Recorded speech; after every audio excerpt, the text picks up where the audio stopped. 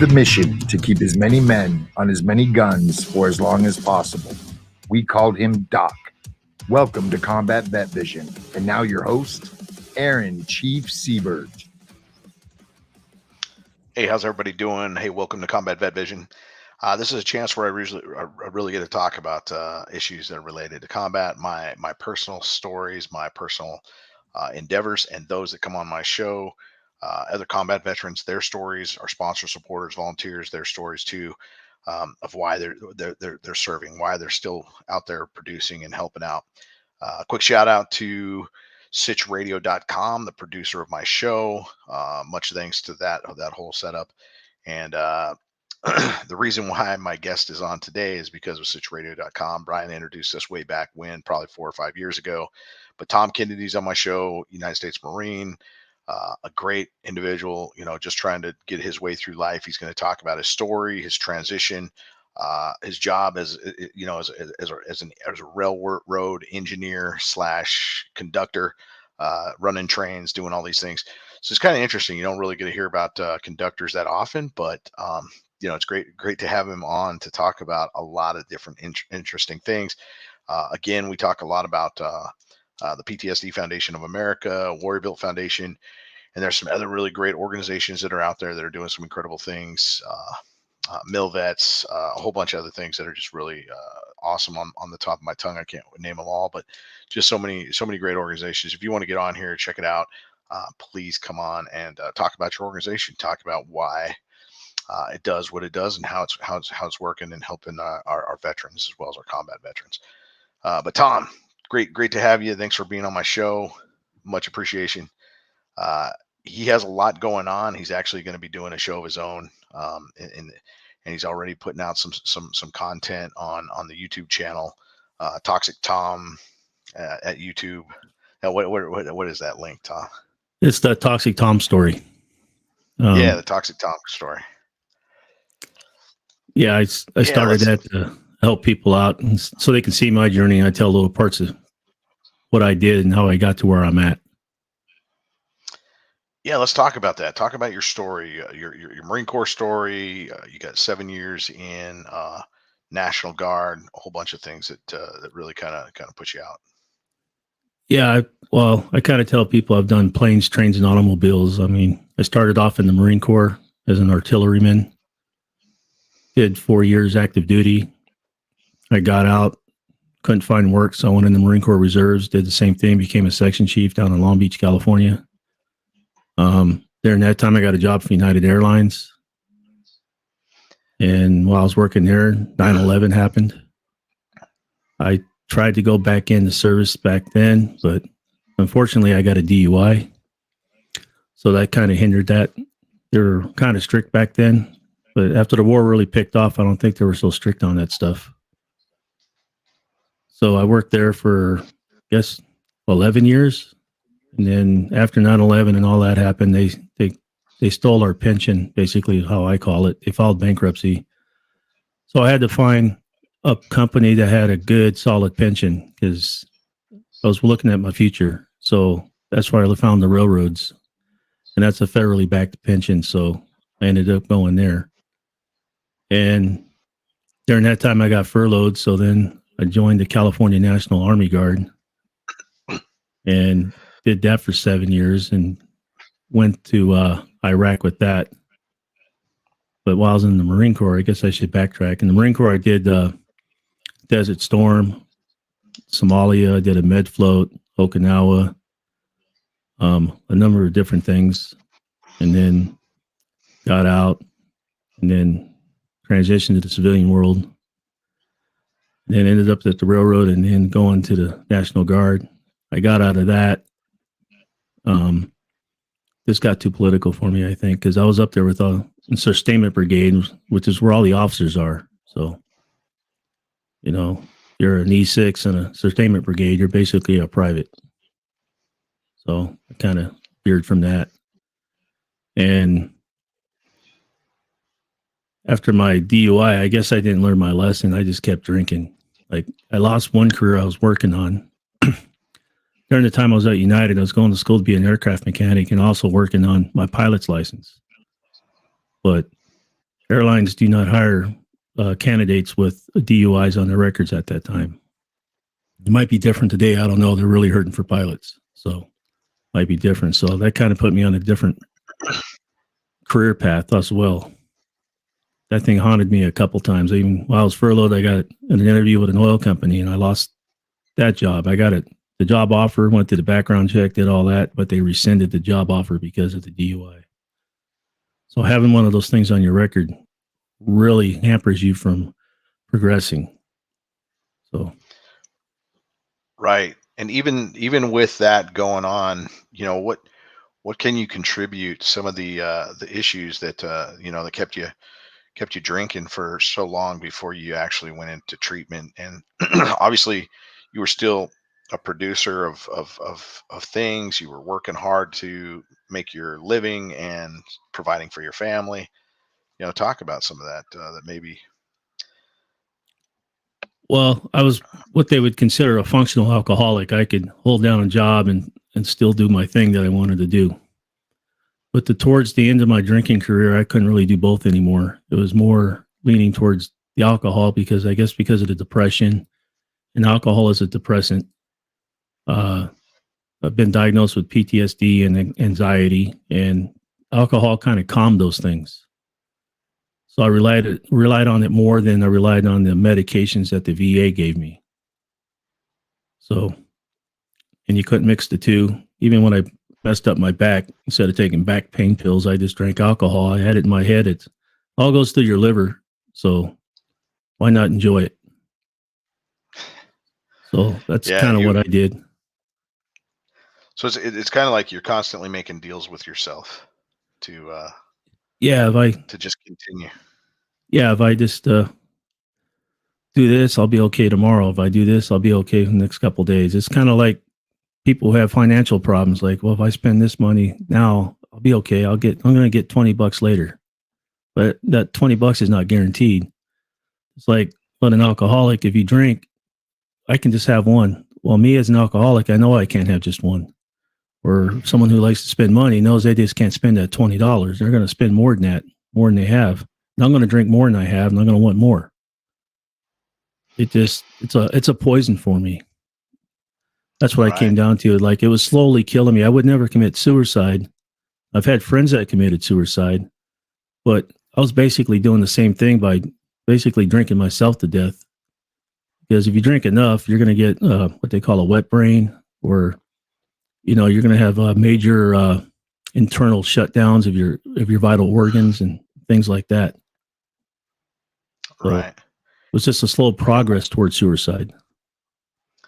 And really, what was it that really kind of pushed you to finally say, I need to get treatment, and I'm going to go treatment wise. And now you're in a place where you can actually help others. So talk about what drove you to finally giving it up. Well, I've been led that way many times, just like I was led to you guys like 4 or 5 years ago. You guys showed me the water. I just wasn't ready to drink it yet. And basically, I grew up in an alcoholic's family. My dad's an alcoholic. He still drinks today.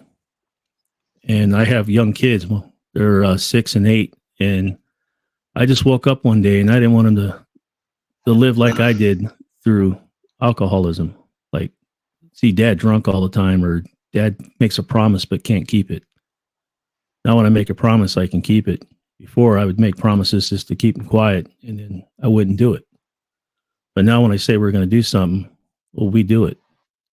And, my wife left me one time, not for forever, but I've already lost one wife through a divorce over alcoholism. I kind of came to terms and basically forgave her for leaving me the way she did, because I would have left myself too, because nobody wants to be married to a drunk,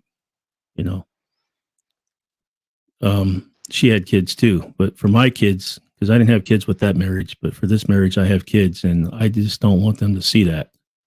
I kind of want to change the trajectory of my family's history of going from alcoholics to, I even have users in my family, going to, I guess, the straight and narrow path. Like, you don't need to have that stuff to have fun. And I don't have a problem with people drinking. If people can control it, that's fine. That's great. I just know me personally, I can't stop at one. Nice. You know, and that's something that you bring up a lot. I mean, since I've known you, I know you've always wanted to quit. It's really great to see that you're sober now, but you hold yourself accountable. You really, I always hear you say, hey, you know, it's still other people can drink, it's fine, but not for me. You're like, hey, I know that my limit is 0, and you're on it, and you're doing great. You just went to a Marine Corps ball, the first one that you ever gone to this year, correct? Took your Yeah, the first wife. one Had a since really great time. 2004. Since 1994 was the first one. That's the second ball I ever went to.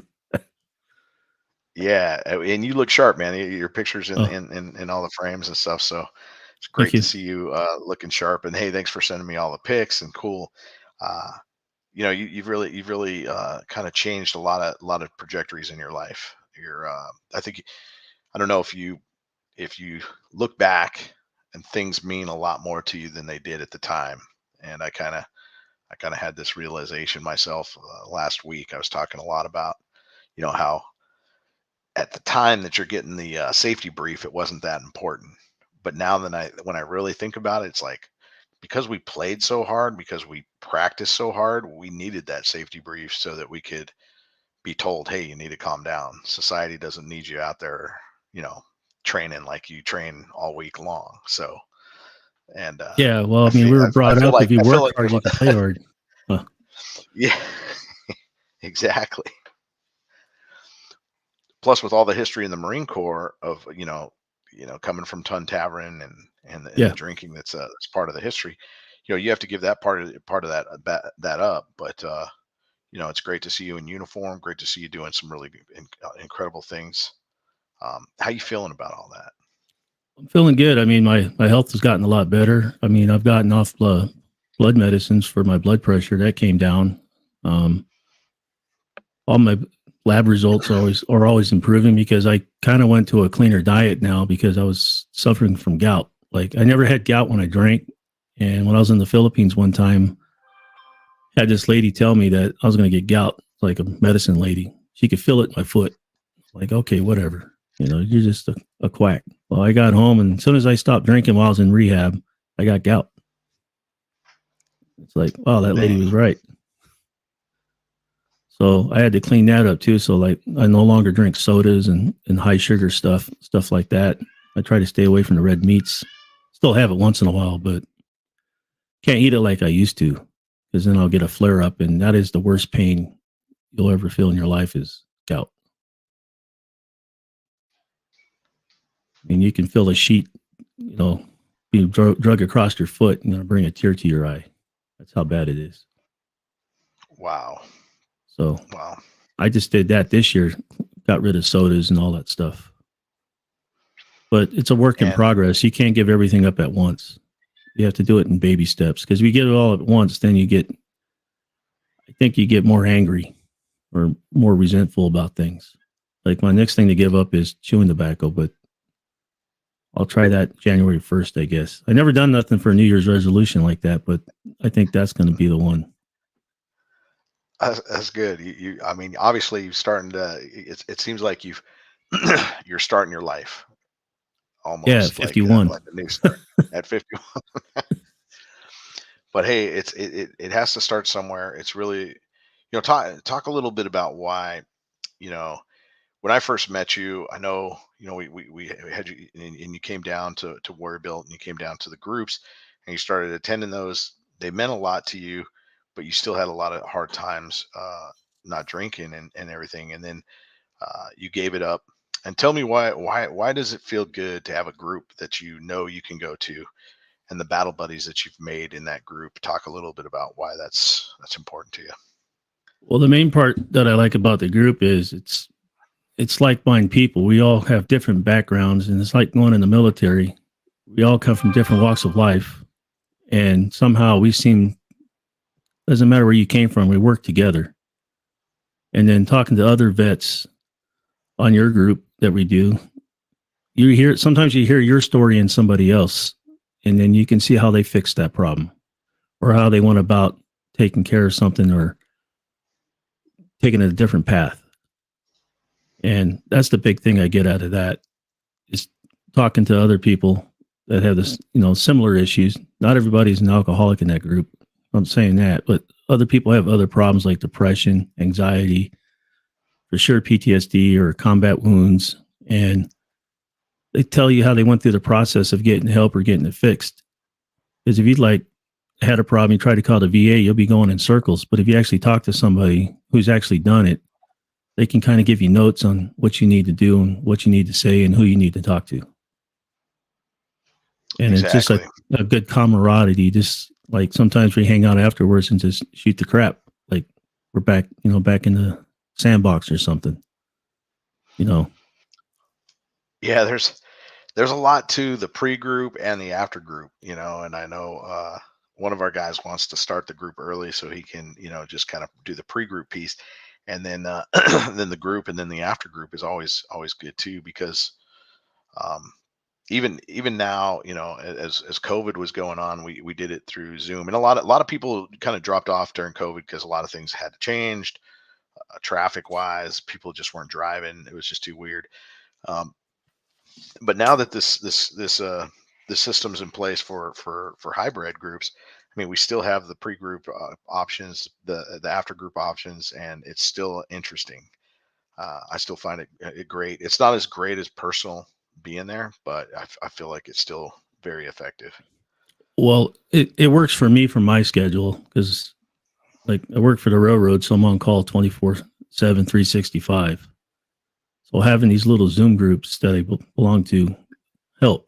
Like if I got a minute, I can pop in, or I'm at the hotel, I can sit there and pop in for that, or I'm at home, because driving down here, I live up in Apple Valley, California. That's a good drive to get down here to where the headquarters is for Warrior Built. It definitely is. So, but that's great. Talk a little bit about that. Talk about your railroad experience and how you got all involved in the railroad, and why you went that route and how it's treating you now. Well, I went that route because my prior job, United Airlines, went bankrupt and took my pension. So I had to find something else that had a pension, because you can't rely on a 401k. I mean, if you retire on a good year, you'll be all right. But if it's a year like now where the market's taking a dump, you're not going to be so good in retiring. And being there's a lot of prior military work in there. I mean, I've worked with guys that were captains in the Navy, and they're driving a train. They went from ships to trains. I think they must have liked trains when they're kids. I don't know, because you make a rank that high of a rank, I would think you'd do something else. But we have all walks of life there, and it's like a brotherhood too. It's just you and one other person in the cab, and you're stuck with each other for 12 hours, and you're going to have to learn to get along, even if you don't like each other. You still have to talk about work, because there's things that happen en route as you're going across your course. And the course I take is from Yermo, California, which is where for the Marines, I guess it would be Nebo is the name of the base. I take that down to San Bernardino. And it's not that far, but on a train weighing 18,000 tons, it could take you about 10 to 12 hours to get there, because we have work to do, and like build the train, take the train apart, move stuff around to get it to its final destination. And then I work on call, so I always tell everybody it's like being on the air alert. The phone rings, you got 2 hours to get there. You have to have all your gear and ready to go. Even for the show today, you're like, hey, I'll let you know I can do the show like sometime before the show. Yeah. And that was like an 8-hour notice, I think. 8 hours ago we talked about putting you on the show, and I know I talked about you this week putting you on, but we had to wait until the 8-hour window. Because you're right, you're on call. Obviously the train industry is becoming bigger and bigger all the time. Obviously with logistics, a lot of things are changing, and railroad just seems to get more and more pressure. Well, it's the basically the backbone of the United States. That's everything that you touch or use, from drinking water to fueling your car to like lotions to clothes to shoes, cars, everything. At one point in time, something that put that together touched a train. And that's how we get stuff across the country. I mean, some of these trains are what they call double stacks, or those containers like you see on the back of semi trucks. And sometimes I'm hauling 200-300 of those containers. Imagine how many trucks off the road that would be. You know, we had all those containers on the road, plus the containers are on the road now. You would never get anywhere. So exactly. That's how we move, especially toxic stuff like chlorine and, you know, different things like that. That's all shipped via rail because it's secure and safe. There's chances of something hitting the train aren't as likely as someone hitting a tractor trailer on the freeway. You know, if you went down the highway and someone hit a chlorine tanker, I mean, that would be a disaster.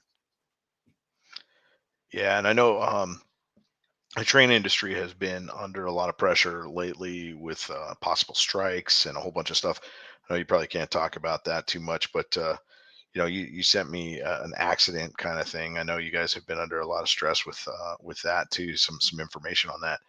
You know, it's still a dangerous job what you do, and it's still kind of I would think in a way, obviously 17 years, maybe not as exciting, but somewhat it's probably like in your mind, you're like, I get a view that very few ever get to view. And you don't have to keep your eye necessarily on the track like you do the road, because you're the only thing on the track, hopefully. So I imagine it's kind of pretty interesting in that aspect too. Yeah, I mean it's nice out there sometimes, especially going through the desert. Sometimes you get to see the sunrise, the sunset. I mean, things like that. The part about the strike and all that, I can talk a little bit about it. I mean, basically, Congress ain't going to let us do it. I was listening to another podcast yesterday, and the guy was right. We only got one person on our side in the all of Washington, D.C. And I would never vote for the guy. I don't want to make this political, but it's Bernie Sanders. And all we're asking for is some paid sick leave. And they don't want to give it to us. I'm an engineer right now. I belong to the engineers union, and they passed it. So I accept it. It is what it is. We had our chance to vote for it, and we voted for it. Now, the conductors voted it down. But there's another reason why they're voting it down. The railroads are trying to, Class 1 railroads, won't mention any names, but they're trying to make it a one-man crew, where there's one person in the cab responsible for that big, massive train. And all kinds of things can happen on the way. And you work on call 24/7, and you never know when to get a good nap, a good sleep in or a good nap before you go on the road. You got to traverse all these different terrains. I go down the steepest grade in the Western Hemisphere, the Cajon Pass. And it's nice to have someone talk to you either going up or down, because you're not going very fast. You're only going like 10, 15 miles an hour up. And you can probably go 25, 30 down, depending on your train. But it takes forever, and you start doing that bobbing, you know, because you're tired. 2 o'clock in the morning, 3 o'clock in the morning. Coffee can only hold you over for so long. And then, you know, having the second person in there for safety and someone to talk to. Exactly. You know, like I said, you know, sometimes you don't like the guy next to you, but to keep you both awake, you got to come up with a topic and start talking. And that's the thing about, that's a really interesting statement you make. You know, there's a lot of people you may not like, but professionally you can work with them, and professionally you can have a conversation and get through what the mission is. And it was the same in the military. We had to get along with people we didn't necessarily like, but at the end of the day, we're still brothers, and we do a lot of really good things together. And so I think that's a really good thing. And it's totally unsafe to have just one person. If you have a heart attack and the train's like on its, I mean, that doesn't make sense to at any stage of the game to only have one person in any vehicle. I mean, would you such get as on a an train. airplane with one? Would you get on an airplane with one pilot? Yeah. You know, like a big 747. Right. I know they're trying to automate everything, but cars still aren't driving themselves yet for very obvious reasons. Too many accidents, too many things can occur. So no, that's super interesting. So, well, it's like driving a Humvee. You got to have a co-driver in the military to drive a wide vehicle, and yeah, train's pretty wide. Yeah, Someone has to because see your blind spot. you got to have somebody to get out and ground guide you in certain situations. There's so many different situations, especially when you talked about how, you got to move a lot of these train components around to get the train built so that you can go. Right. I don't know. I mean, I just can't. I can't imagine that kind of machine requiring only one person to man it. So Yeah. yeah, That's the end but goal. It's all about money. right. Well, it's awesome, and it's great to see you back. I know we haven't I haven't talked to you in a while, but over the last couple of months we've talked a little bit more, and it's great to see you back. It's great to see that you've went in 2019 you got sober, um, and so many awesome things. Now talk about what it is that you want to do to help the veterans out in the long run. Um, with obviously being sober, you feel like you've got a second chance in life. You have direction, you have a lot of purpose, and a lot of really good motivation. And just coming to the group, I'm sure you're probably getting a lot of support from that. But on top of that, you want to give support. Talk a little bit about that. Yeah. Well, my main goal for this is I want to give back what was given to me. And sobriety is a gift. And somebody gave it to me. It was a bunch of people worked on giving it to me. I just wasn't ready. And I know by doing these videos, I do have a friend that ended up going to rehab. I think he saw my videos and he reached out to me. And right now he's going through a rehab. So if I can at least touch one person that knows they have a problem, they can listen to my story. And I mean, I don't have all the answers. I can only tell you what I did to, to get on this path. But I want people to think that the path I'm on is like a Bible thumper or a holy roller where I shun people that still drink. I don't. I hang out with people that still drink. I just know I can't. And I hang out with people that don't push it on me. Because sometimes when you become sober, you have to find a social group to hang out with. Because some people like my name, ToxicThom, are toxic. Like they're still going to jab you like, hey man, you can just have one. You can just do this, But Right. they need to realize that when you say no, that means no, you know. And I used to be one of those guys too. Like I knew other people that quit drinking. Oh, come on, man, just have one. We're celebrating New Year's. Come on. And that's not the right thing to do. And so by also doing this, I'm going to talk about like my DUI, how it ended with my career path. I always wanted to be an airline pilot from the time I grew up. I mean, I don't even know how I picked the Marine Corps out of the Air Force. I wanted to fly planes, but I picked the Marine Corps. I had a best friend. We went in together. He also grew up with Brian. So Hey, the Marine. You said, "Oh, I got a chance." The Marines fly some kind of aircraft. So yeah, and I ended up being a cannon cocker. I don't know. Pull string, gun goes boom. But I was even drinking back then, so I didn't do very well in the ASVAB. Kind of rocked that thing, but Marine Corps will take you. So, so I just want to like show people what I'm doing. I mean, I read a book, basically, the big book. It's about alcoholism. It walks you through the steps and different things you need to do. And even right now, I'm stuck on a step. And every time I get to the step, I kind of draw back, which is step 4, where you're supposed to make your amends and stuff. And that's what I'm working on. Like I said earlier, I basically forgave my ex-wife for what she did, like the way she left. I held that against her, and it was like eating me away because I'm holding a grudge, and you got to let things go. yeah. And I've talked to my VA therapist and my social worker about that, and so one of them's like, "Well, I don't know about like just letting everything go," and I'm like, "Well, makes me feel good, so that's all that matters."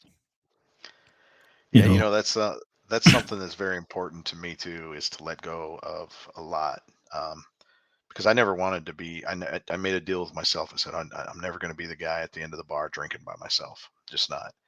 And I never want to be an alcoholic because I don't want to ruin the enjoyment of one or two, or a little Right. more. But I just don't want to be an alcoholic, and I don't want to have problems. But at the same time, there's a lot of people that will rub you wrong in life, family, friends. Like you said, you've had this family that pushed through this alcoholism for a long time, and you have to forgive them too. And you have to get through that step 4.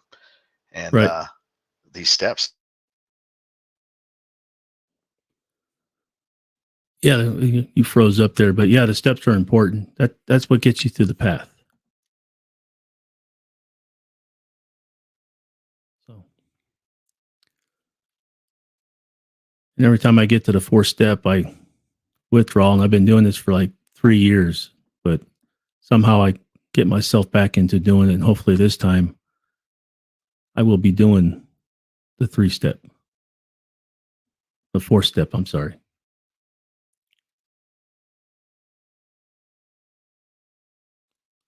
So if you guys want to check out my channel, it's on YouTube. It's called the ToxicThom Story. And I also have a Facebook page called the ToxicThom Story. And you can find all my information there. There's contact information on there how somebody can get a hold of me. And I have a crazy hectic schedule. And then if I can I will get back to you. I'll reach out to you. Oh, there you are, Chief. Yeah, I lost you, but hey, I'm sure you passed some really great information that I was gone, but I froze and got bamboozled. So, hey, if any last words, Tom, that you want to talk about, feel free to throw anything else out there. And if somebody wants to get a hold of you, they can do it through me. We'll talk about that. Always, my guests, I can get a hold of them, but feel free to give your information out the way that you want to, and also talk about your ToxicThom story again one more time so people can find that on YouTube.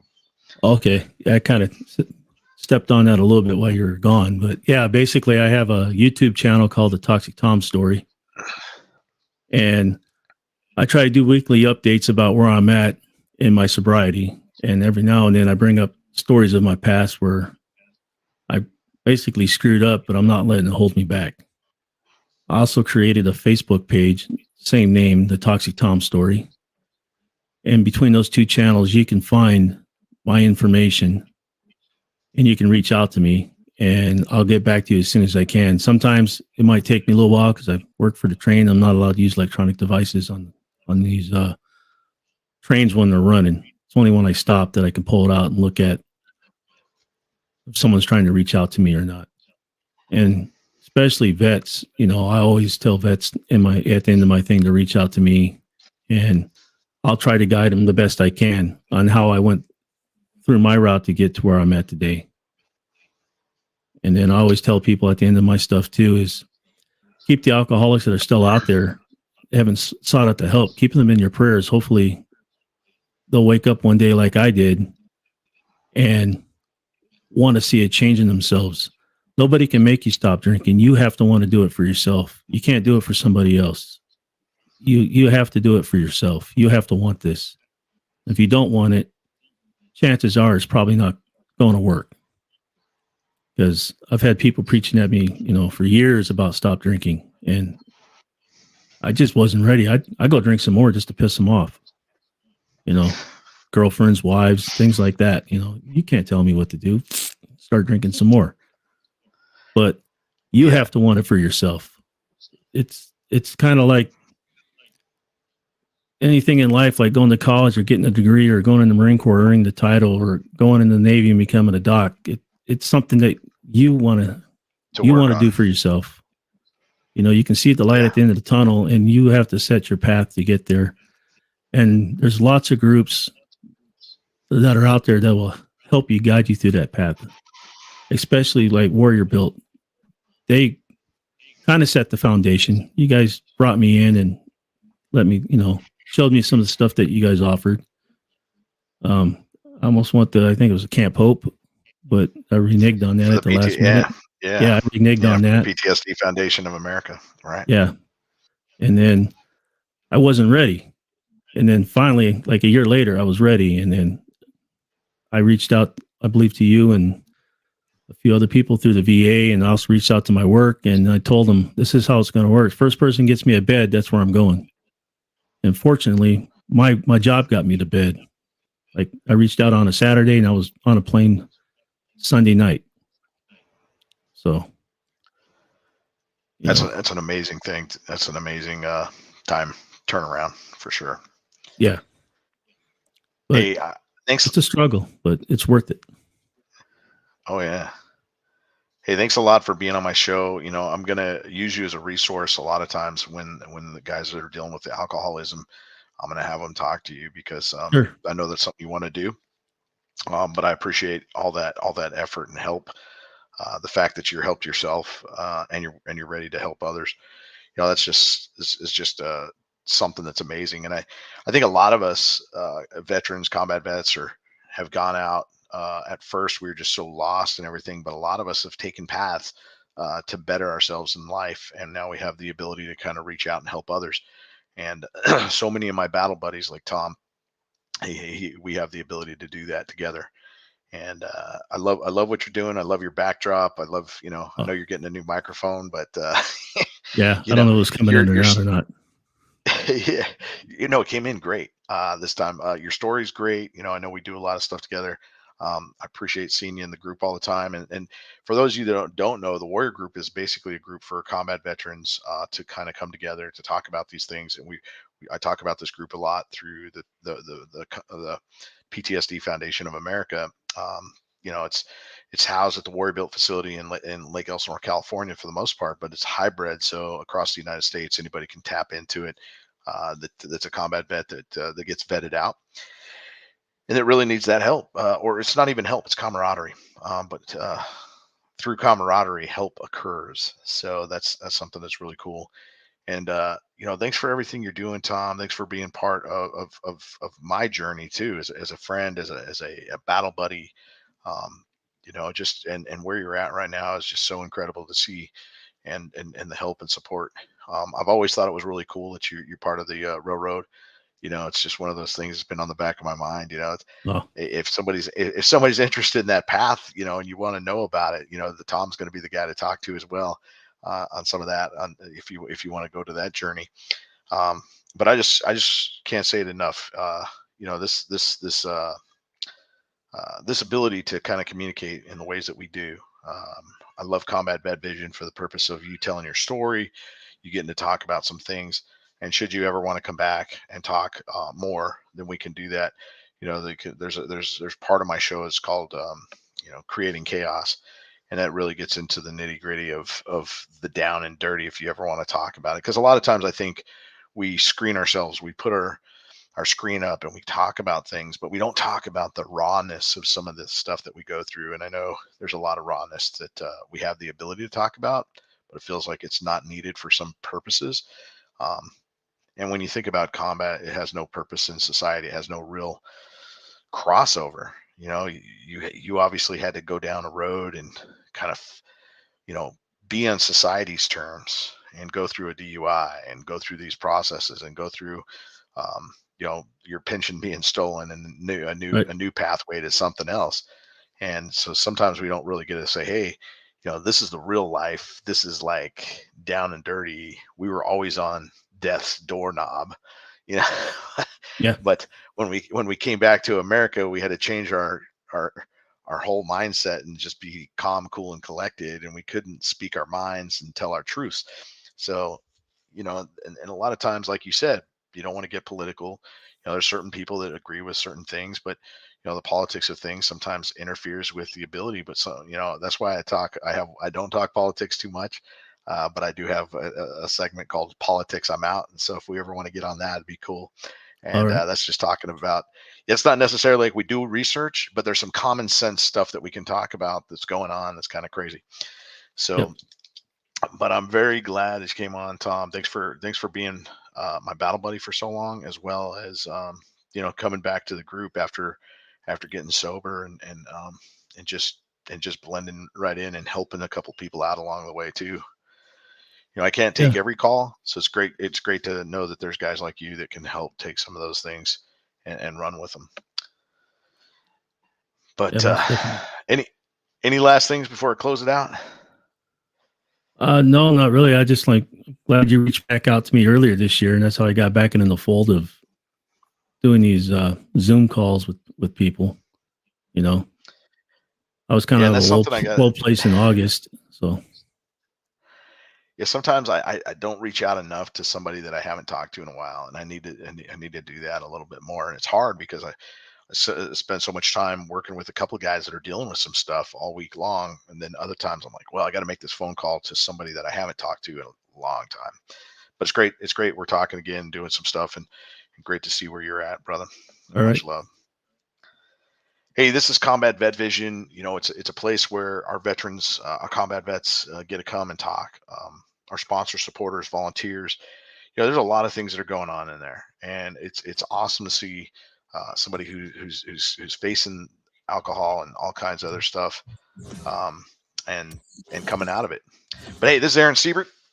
Lucky to be alive after being hit with a mortar round April of 2006. Until next time, strength and honor. Out.